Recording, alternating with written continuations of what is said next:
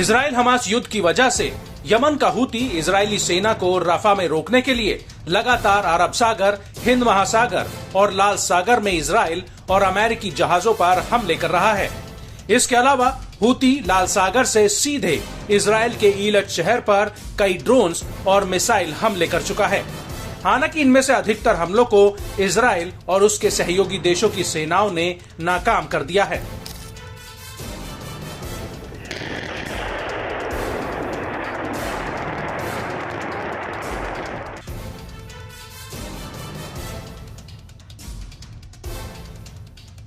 लेकिन अब हूती ने एक बार फिर से इजराइल पर हमला किया है।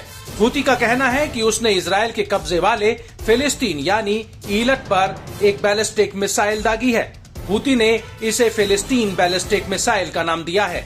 हूती का कहना है कि उसने ये मिसाइल कब्जे वाले फिलिस्तीन में इजरायली सैन्य टारगेट के खिलाफ तैनात की है। हूती के प्रवक्ता याया सारी का कहना है कि ये मिसाइल अल रश में मिलिट्री टारगेट पर दागी है।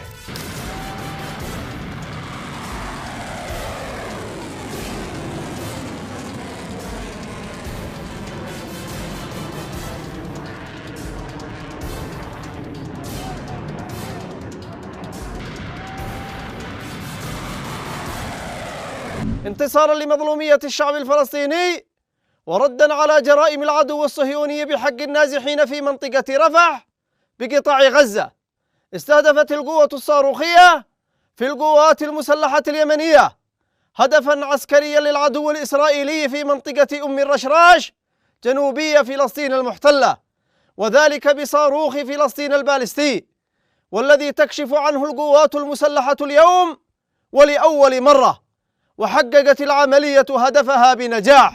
वहीं इस हमले को लेकर इजरायली सेना का भी बयान आया है। इस हमले को लेकर आईडीएफ का कहना है कि 3 मई 2024 को लाल सागर में यमन की तरफ से एक बैलिस्टिक मिसाइल ईलट की तरफ दागी गई थी, जिसे इजराइल के long range arrow air defence system ने मार गिराया था। आईडीएफ का कहना है कि ये मिसाइल हूती द्वारा दागी गई थी, जिसे एरो एयर डिफेंस सिस्टम ने इंटरसेप्ट कर लिया था।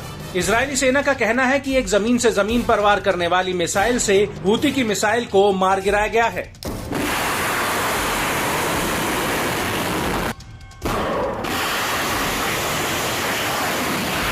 हालांकि इस हमले को लेकर ईलट में हवाई हमले के सायरन भी बज उठे थे और इस हमले को लेकर सोशल मीडिया पर एक वीडियो भी वायरल हो रहा है, जिसमें एरो एयर डिफेंस सिस्टम की मिसाइल का धुआं आसमान में नजर आ रहा है। बताया जा रहा है कि ये वीडियो ईलट इलाके का है। हालांकि यह पहली बार नहीं है जब हूती ने ईरान पर हमला किया हो। इससे पहले भी हूती ने इजराइल पर कई बैलिस्टिक क्रूज मिसाइलें और ड्रोन फायर किए हैं। हालांकि इनमें से अधिकतर हमलों को इजरायली एयर डिफेंस सिस्टम ने इंटरसेप्ट कर नाकाम किया है।